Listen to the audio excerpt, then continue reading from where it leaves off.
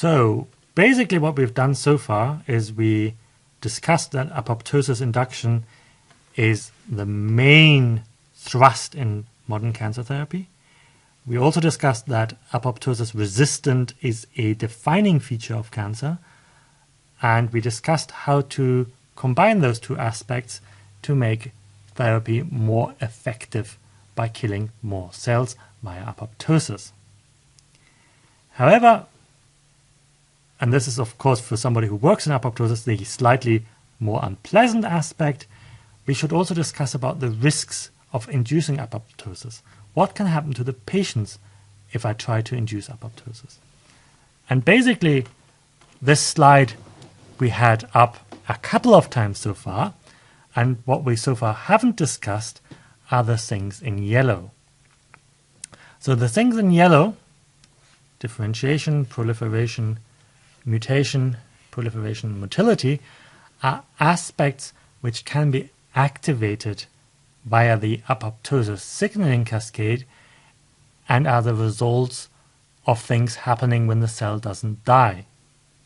So basically you try to kill the cell, you induce apoptosis by damaging, for example, the DNA, the cell survives, then you have a cell which has increased damage to the DNA, that leads to increased mutations, that leads to a cancer cell which is altered even further, risking, very little risk, but if you have enough cells, a realistic risk that the cancer becomes more aggressive.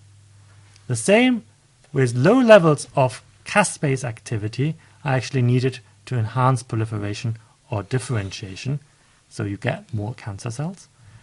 You also can, by inducing the DES receptor signaling cascade, enhance proliferation if the signaling is not strong enough to kill the cell, and you can enhance motility, i.e. you can make again the cells, the cancer cells, more motile. So there's a certain risk that if you try to kill all the cancer cells, you end up by killing only most of the cancer cells and making the rest more aggressive. That's something to keep in mind. And there's also another risk. And this basically takes me back a step, because I always wanted to give a lecture about dinosaurs. Dinosaurs are cool. And what you have is you have a given environment, in the case of the dinosaurs, the planet Earth, and you have a dominant species within that microenvironment, i.e. the dinosaurs. You have our ancestors being here, being extremely unfit, not dominating anything, just scraping by. Now, if you radically alter the environment, i.e. huge comet hitting the Earth, in that altered environment, the dominant species might become not dominant anymore or even extinct. Dinosaurs dead. That in turn now creates an environment which is not dominated anymore by a species A. That gives species B the opportunity to become the new dominant species, i.e. modern man or woman, therefore becoming dominant in the world. Okay? Now, the same basic processes work in a cancer. The more genetic data we get, the more sequencing information, the more profiles we have, we know that a cancer is not a homogeneous growth. You have different types of cells within a cancer, you have different subclones, and you have subclones competing for limited resources. Now, normally the subclones which are doing really badly are the ones which are highly mutated, they proliferate fairly slowly, they're really damaged, and they don't get enough energy because the dominant subclones are the ones who take away all the oxygen, blood supply, etc. Now, any standard therapy where you take a biopsy or liquid biopsy or take a sample of the tumor, you always aim your treatment for the dominant subclone, because that's basically what you see under the microscope, in the sequencer, wherever. Now, if you then kill that dominant subclone, you create an ecological niche. Basically, dinosaurs dying, niche, humans can grow. In this case, of course, it is the highly mutated subclones that don't respond to treatment, but which have been kept in check by the formerly dominant subclones. What you create now is, by killing the dominant subclones, by the very definition of it, you create a secondary tumor at the same site as your primary tumor, this time, however, genetically different enough to be resistant to therapy. So by trying to kill the tumor, you create a tumor which becomes resistant to treatment. And there's actually an alternative. You could use adaptive therapy, where you do not aim to maximize the apoptosis induction, but where you aim to keep the dominant tumor dominant, the dominant subclone dominant, but reduce the overall tumor burden.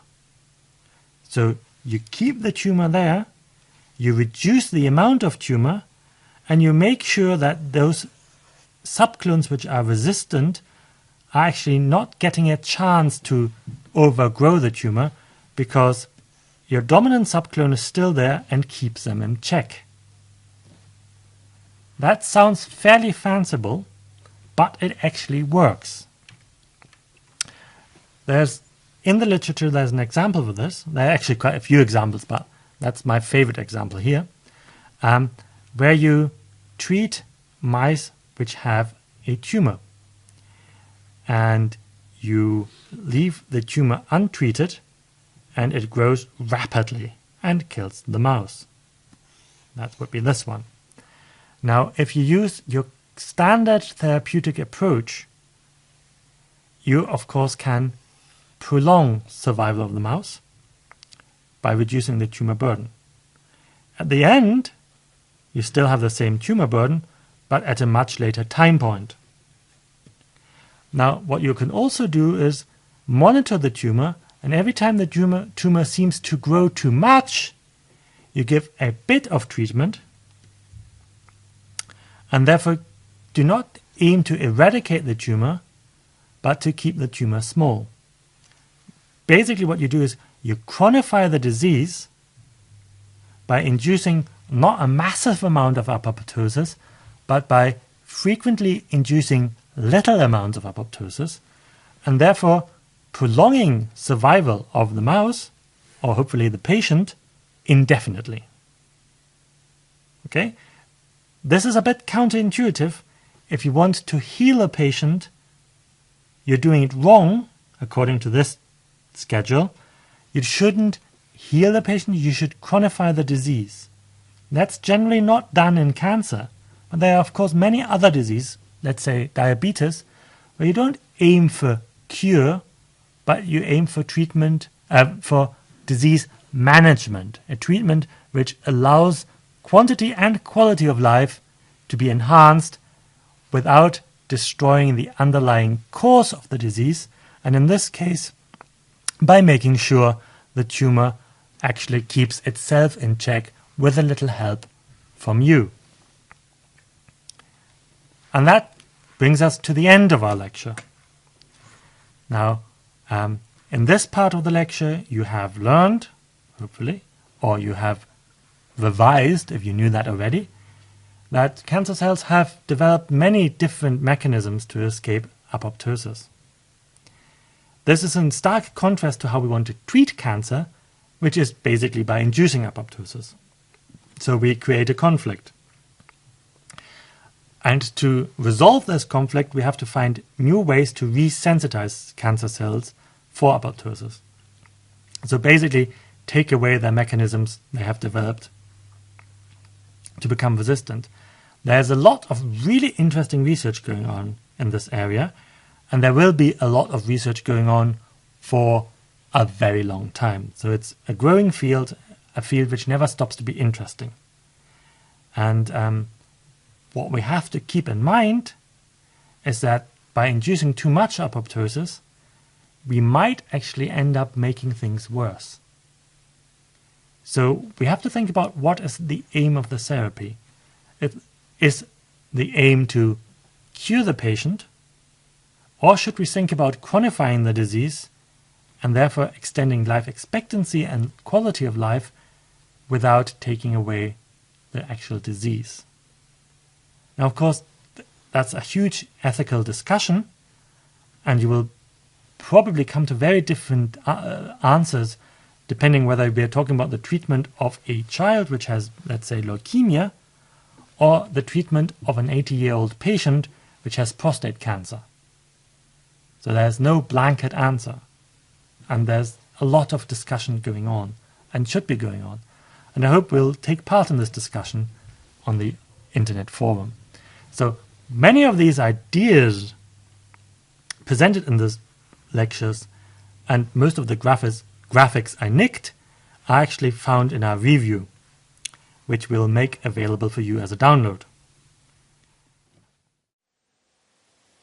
So this is the end of our two-part lecture course where we discussed apoptosis and how apoptosis is related to cancer. I hope you enjoyed the course. Should you have any questions, suggestions, please use the online forum and I will be answering as quickly as possible. Thank you.